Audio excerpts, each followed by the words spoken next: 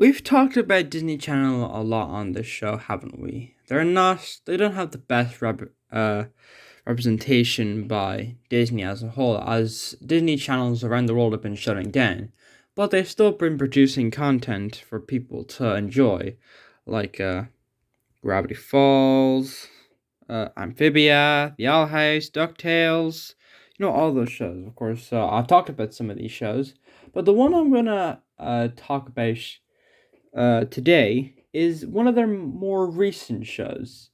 A show that is I've definitely taken an appreciation of, even if it's for a younger demographic, but I don't really care because it's produced by guys who work for SpongeBob, and I like SpongeBob. So, Kiff. Kiff is an animated show created by uh, Lucy Heavens and Nick Small, who I read somewhere that they inspired the show by their experiences living in Cape Town, South Africa.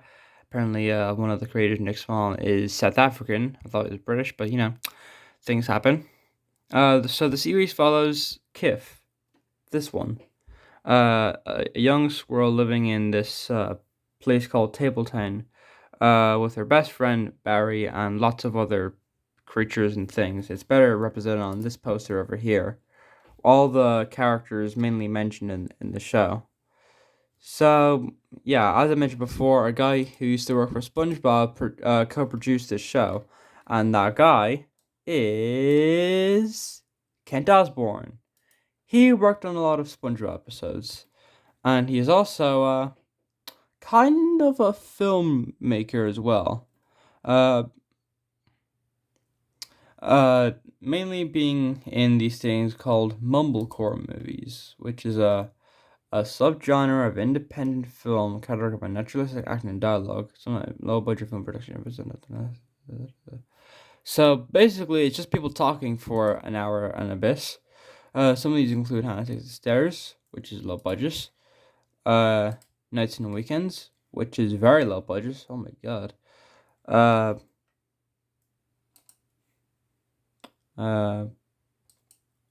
Uncle Kent, which he was also in. He's in a lot of these types of films, but he was mainly known for SpongeBob. And honestly, if you make SpongeBob, that's what you're only known for. You're only known for SpongeBob. But yeah, so he was a co-producer. He is a co-producer and also sometimes writer, and he's a story editor of Kiff. He's written this episode, this episode, this episode, this episode, this episode, and yeah, that's about it. Actually, what I find funny is that this episode, Hash, was written by the two creators and Kent Osborne. So and it was also storyboarded by, one of the creators. So I'm guessing this was meant to be like the sort of pilot of sorts.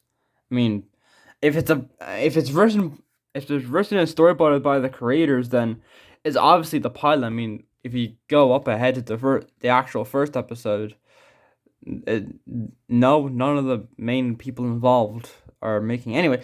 So about the actual show, itself, I like it.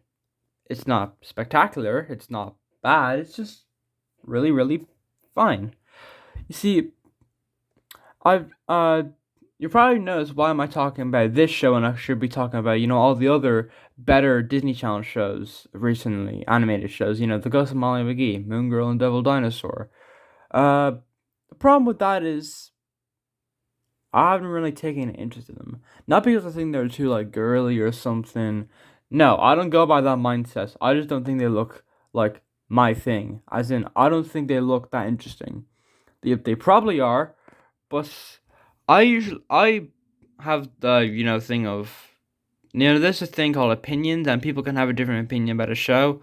Like how I think that Amphibia is one of the best animated shows and shows of all time, or how I think that modern SpongeBob is really good, or how I think this show is really good as well.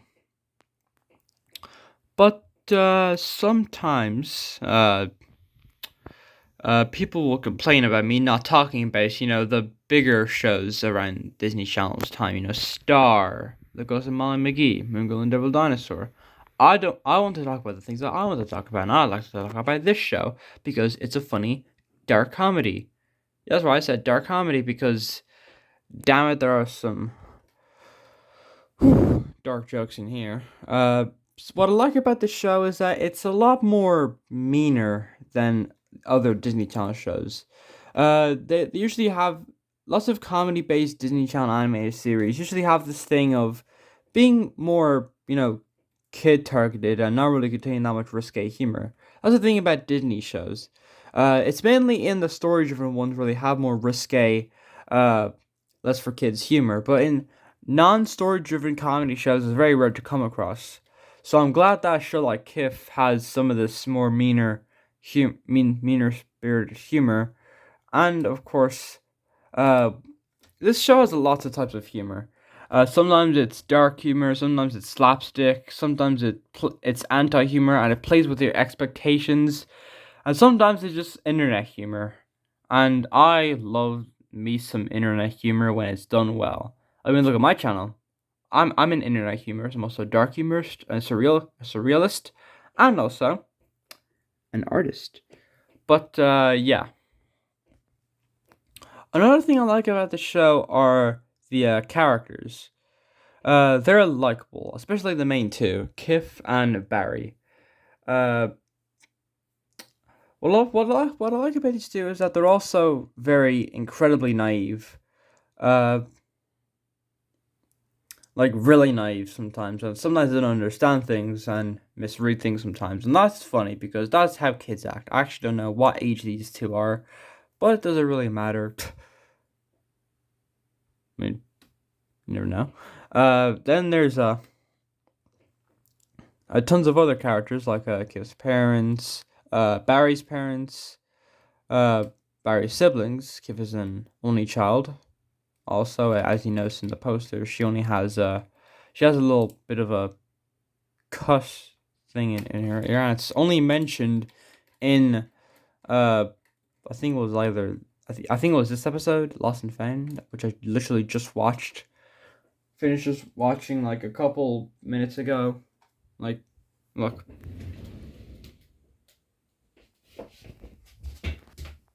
I finished watching the episode a bit ago. So, yeah.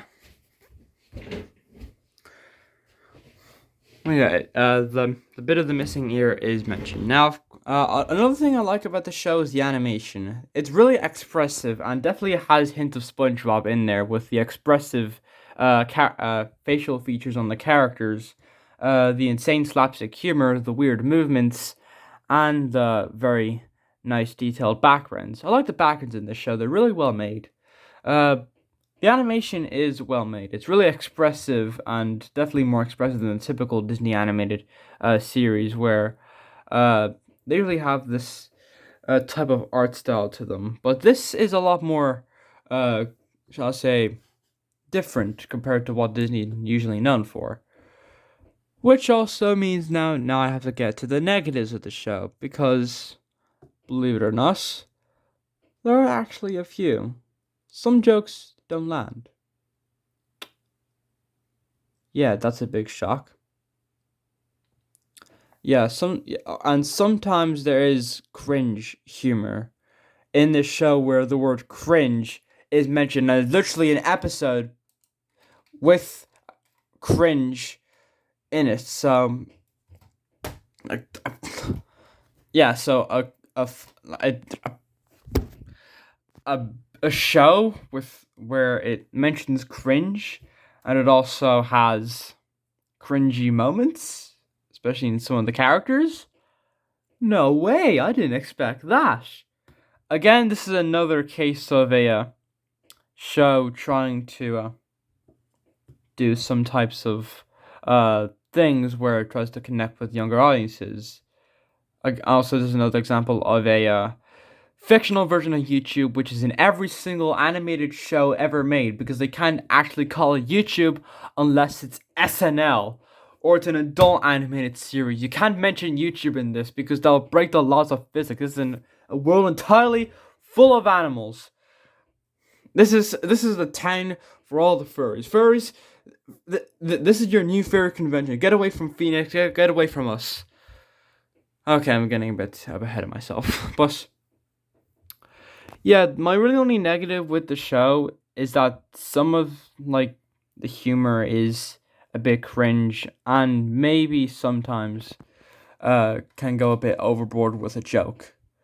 But I like this series.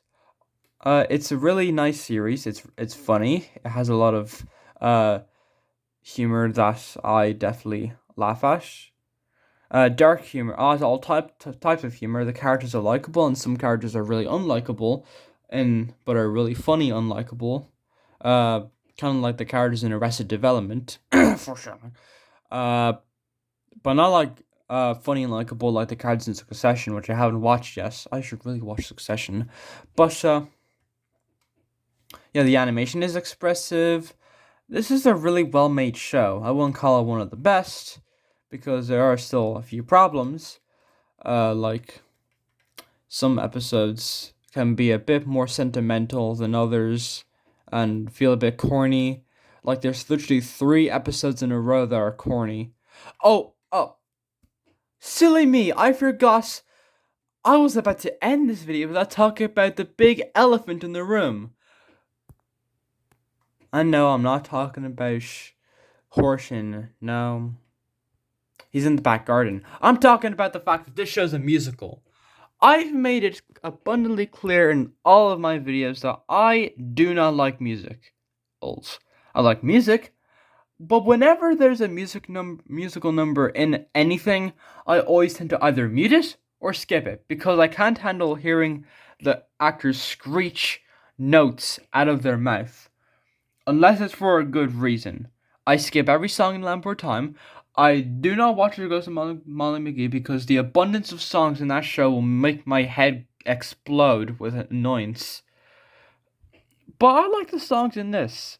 Probably because the characters rarely sing them, but I like the songs themselves, and sometimes there isn't a song every episode. Like, there was no song in Pool Party, which is also why it's my favorite episode of the series so far. For no other reason. And when there are songs, they are really good. So far, my favorite one that I've watched is the one from Brunch DJ. It's a really cool song that uses autotune in a really fun way. I think it's autotune. But of course, there are 7 watched this episode, which has an even better song that I've listened to, but I haven't listened to the whole thing because I haven't watched the full episode, because the full episode is not on Disney Plus yet. Which is how I watched the show, because, well, if you haven't really guessed already, it's a Disney show. But yeah, I like the songs. Some of them can be a bit much, but for the most part, I like the songs. It's not as in your face as some other shows that I watch. Or movies. But yeah, I like this show. It's a well-made show. It's not groundbreaking, but it is also very good. I give it a 7.5 out of 10. Not the best, but not the worst. It's just a really good show that you can vibe to, and listen to some likable and unlikable characters. Well, I think my job... Wait a second. Wait, is that... No way. Is that Tom Kenny in Disney? No way! I mean, if you look at his filmography, he's literally never in any Disney stuff. I mean, he's been in a few things, but he's never been in a lot of Disney stuff. So, this is not a good thing, because then he's become one with the enemy. No.